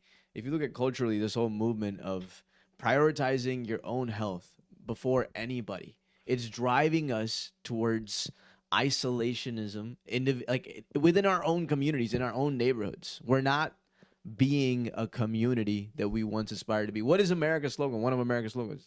E pluribus unum, out of many one. Obama talked about this in his speech. Say what? What did you say? E pluribus unum. It's a Latin phrase, which means out of many, one. Okay. And we are going to the extreme end of that. We're going to the opposite end of that. And if that continues, we're not going to have we are going to implode. States. We're going to implode. Yeah, we're headed that way for sure. The wealth gap is the biggest telltale sign of an economy that's about to implode. I got another Latin phrase for you. Mortui vivos docent, the motto of my high school, which means the dead teach the living. The dead teach the living. We're all going to fucking die someday. What are we working for? Yeah, because it's going to be a grind to get this done, right? My Game of Thrones, where Jon Snow's talking to him like, oh, you and I won't have much happiness here, but we can make the world a better place so that others have a better chance at happiness. That's what millennials need to look at themselves as. We can be the greatest generation since the greatest generation with your help, and then together we will be known as that. If we unite and take over politics and the digital economy by way of motivating us to think about our legacy. Mm-hmm. Because at the end of the day, we're all dead. We're all going to die someday, right? You can't take all that money, all that materialism, all that fame. You can't take it with you. But you can leave behind a legacy that gets people to talk about you in a positive way. Hey, remember Abe Lincoln? Remember FDR? Remember Teddy Roosevelt when he broke up all the trusts? See, that's the great tragedy of the left, is that you don't need new and fresh ideas. There are historical precedents for for actually solving some of these problems. But I'm hopeful. I mean, I have hope for restructuring things because we have communication technology now that can actually, because the ideas I think are there. You don't believe in the execution, which I understand your skepticism. I really do. Democrats don't deliver. That's the reputation. That's the branding problem right there in a sentence, right? I don't think humans deliver. I'm not against. This guy just hates humans. No, you gotta go. This guy's an alien glazer, man. Dude, you got to go back to just Wikipedia rabbit hole, whatever, FDR and the New Deal, and then how the economy was built up and grew from there, and the tax rates under Eisenhower, and just like do 1945 to the present day, whatever, like. This guy's I'm telling you, man. It's okay. Don't worry about him. No, it's like, yes. I mean, I think he's been heartbroken, man. Right. I don't know what it is. I think there's good people. I think there's good people, but I think that the selfish people and greedy people will always, they'll always come over. Right? They also gravitate towards power. When money's not enough, I want fame or I want power. Yeah, I want it's both. always going to be something. So that's why it's revolutions. Revolutions happen. They are an important part of human history. Yeah. It's just we don't want to do it. We realize, oh God, this is going to take 5, 10, 15, a lot of work. 20 years. I'm going to have to invest in this. I'm going to be 70 by the time I'm done. I'm not going to be able to retire. Who knows if I'll win? Like, I get it, but that's the individualism, man. That's how you transcend the individualistic culture of America, is you talk about legacy. How do you want to be remembered? Because that's, it's something not enough Americans think about. They're so fucking greedy. So let me ask you, if you were... Or that is their legacy. Exactly. If you were to ever have any political office, what are 1 or 2 or 3 things you would immediately do to help the country? So I would probably establish some sort of political action committee that I would preside over and distribute funds to. So a PAC? Yeah, I could, because I'm starting to realize that you kind of need one to be competitive with the way fundraising works. Mm-hmm. So, but it would only be one PAC, and it would be mine, and I would funnel money through there, and that would be the leap of faith that the voter would take towards me, is like, trust me, I'm not in this for any other reason than to have a legacy. I want you to tell your kids about Dave Tarr or Deter McBizness. I just gave away my name. Which one should people refer you by? Which Dieter for now, yeah. Mm-hmm. But so it's a restructuring of society, but you have to win the political fight first, and that means progressives progressives winning primary elections in the Democratic Party, because the conservative GOP is just gone. So through that PAC, I would recruit and give progressives a fighting chance in different elections across the country in 26 and 28. Because I don't know if you guys know this, but in 2008, it was a little bit like 2020, where whoever the incumbent was going to lose. whatever the incumbent party was going to lose. Yeah, the 2010 midterms. Because in 2008, it was on the heels of the W administration, which was historically bad. So Obama beating Hillary Clinton was actually his greatest political win. Because no matter who came out of the Democratic Party that year, it's going to beat John McCain. And I think 2028 is going to be like that. So whoever that Democratic nominee is in 2028, they're going to have both houses of Congress if it's a fair election, unless the Republicans change the rules of the election, which they might very well do. So you think the conservative MAGA movement comes to a halt? Oh, I think it's going to implode. I think it's already imploding. Yeah, you see in these videos of the farmers losing their farms and people regretting their votes, and it's like. So I was actually. So we'll end on this. 3 weeks, yeah. So we'll end on this note. So I represent. If I do end up having a influence over the culture of the DNC, there'd be this. I'm going to teach you how to compete, kind of thing, because I come from a tradition of competing, and I know a thing or two about it. I've studied it my whole life. How do I shoot more threes? Tell me. How do I shoot more? Repetition, man. 10,000 hours. It's not complicated. It's simple. It's simple but hard. And the left over intellectualizes things a lot. And they don't want to say the word revolution. But we could say civil rights 2.0. We could, we have to have that level of coalition. But that means good leadership. And the one thing that we know we can change from a structural level on a mass scale that both of you would be down for is generational change within political leaders on the left. Because, hey, we haven't given this generation really a chance. I was on a webinar, though, with someone who is a congressman, who's a Democratic congressman. He said two things, and I'll be interested to know what you guys think of these pieces of advice. He said the left needs to lead with love, and we need to not tell regretful MAGA people, I told you so. I agree with that. What do you think, Ibrahim? Just repeat the second part. We don't tell regretful MAGA people or regretful MAGA voters, I told you so. I told you so. Right? Because there's a lot of these videos coming out like these the farmers that just came out and they said oh man, I shouldn't have voted for Trump. I'm going to lose my farm. Well, so the thing is, he's trying to kind of just.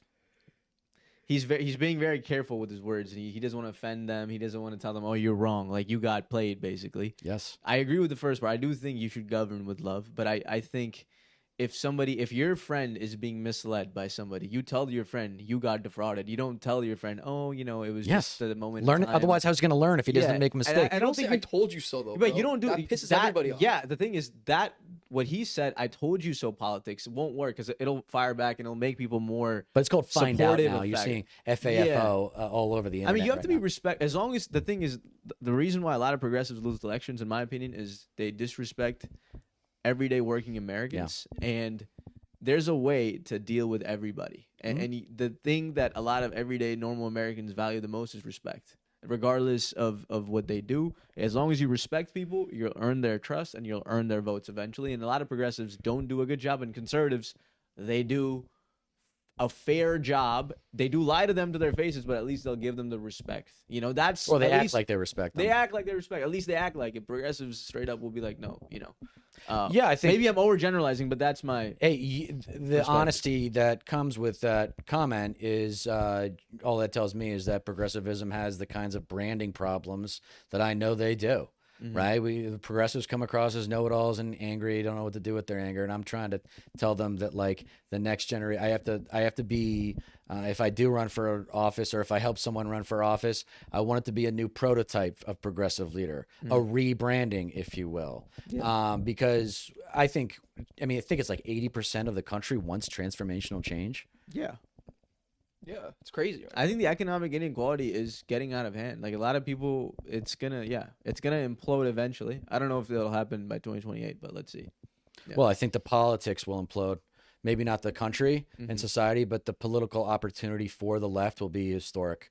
Will be a 20-year buildup for that. I think whoever that Democratic nominee in 2028 is will have both houses of Congress. He's getting as much done as he can now, Trump, because he knows he's going to lose Congress in 2026. Do you think he runs for a third term? They changed the Constitution? No, I don't think so. You don't think so? No, I think he'll be old enough and be like, I don't want to do it again. Yeah. And he's legally, that would be a legal fight too. I just don't think he wants to do that. And the oligarchy. Part of the reason they love JD Vance is there's a decent chance Trump dies while he's president, and he's next in line, so they can have influence directly into the White House through JD Vance. You guys should go on a deep dive on JD Vance and his tech connections. Peter Thiel. And, my God, it's bad, dude. Yeah. The thing is, I agree, he has some connections, but then there's all these conspiracy theories out there, about him and his connections, and this happens on both sides. I think there's truth. I've always said on this podcast, the truth is always somewhere in the middle, and I know you might disagree with that because of progressive politics, but I do think genuinely, if we borrow ideas that are good from the right and the left, put them together as just independent politics, I think the country does better. The only thing I'll say about, like, if you could grab one thing, and maybe there's more than one, I'm open about that, but the lazy bum mooching off the system. Like, the conservative intolerance of the lazy bum living off the system. It's lies, yeah. Like, a lot of it's garbage. But that is a systemic problem, often, not always, but often a systemic problem. Like, there should be a system by which the lowest class of Americans evolve. They grow into productive citizens. And it's never going to be perfect. And I think part of the progressive left struggling is that they present things in such a way that makes you think they're offering like a perfect society. It's like, no, I'm offering better. It's probably like a B+, A-. Yeah. It's just the branding, because they come off as utopia seeking, crazy people. And they also know-it-alls, a lot of know-it-allism. Yeah. A lot of know-it-allism. And I struggle with that. What do you want to say before we leave the podcast? Thanks for having me, guys. I appreciate you. These guys are great. Please subscribe if you're not already. Please check me out on YouTube. Yeah, where can they find you? At Deter McBizness. That's BIZNESS on YouTube and social media. Blue Sky is my favorite. I would actually like to finish on it because I've been talking a lot, and I really appreciate you guys tolerating my I-95 intensity. What I think, if I am going to build this political coalition or catalyze it, maybe it already exists and we can catalyze it through things like the DSA. What's the DSA? The Democratic Socialists of America. Oh, okay. It's going to start in California. And the reason for that is because Californians are open-minded and actually unexpectedly tolerant. And for guys like you who have intellectual curiosity, you go down research rabbit holes and learn about stuff in detailed ways. But California is not just the 5th largest economy in the world. It's the largest economy in America. And by extension is the largest economy. It is the American economy. California is the American economy, which means we can assert ourselves as the preeminent political power in American politics if we want to. But Californians aren't necessarily cut out to do that. And so I'm bringing in the corridor intensity. Because of the sun. It's a lot of it is the lifestyle. A lot of it is the Life lifestyle. Is beautiful, man. And and the cities are awesome. And there's the arts attraction of LA and it's a different, you don't have the history of slavery here. Like it's different. It's different. You're in your California is its own economy. It could survive on its own if it wanted to. And so I'm advocating for, when we first talked, when you came on my show, I think one of you said, I think it's time for millennials to step up. Yeah. And my advocacy is for California to step up by way of next generation millennial leaders. So buckle up, y'all. I have a lot more to say about this stuff, but you guys are awesome. I love your work. You take it seriously. You have great guests. Keep it up. This in-person format is fantastic. And it's cool. And I hope, it's like the thing I always want to be cognizant of is coming across as like condescending. I don't want to do that, but we need you. We need Gen Z to kind of be like, okay, civil rights 2.0, here we go. That's what I need. That's what I think we need. I could be wrong, and I'm welcome to entertain counter arguments, but I really do believe we need civil rights 2.0. It's going to be along generational lines. Well, it's either Gen Z saves America or America is doomed. I think that's what. Yeah, and I think it starts by uniting Gen Z and millennials. Yeah, I think so. I did straight up when I said it. What do you think? You think he's full of shit? No, it's just hilarious. It's funny because he's a comic that he actually has a lot of serious thoughts. I'm not completely a dumbass. I think most comics have serious thoughts. They do. Well, that's the thing about coming. Correct. I'm this way too. Is I have a little stand-up experience, but this thing never shuts up. It just I'm constantly. There's stupidity isn't a real thing. It's just people who don't think enough, or they don't know how to think because of lack of education or life experience. you know? Yeah, so true. thanks for having me, guys. I really appreciate Thanks it. for making the time out. Yeah, and you guys are welcome up in my neck of the woods anytime. All Yes, right, man. sir. We'll let Thank you know. All Thank right. you.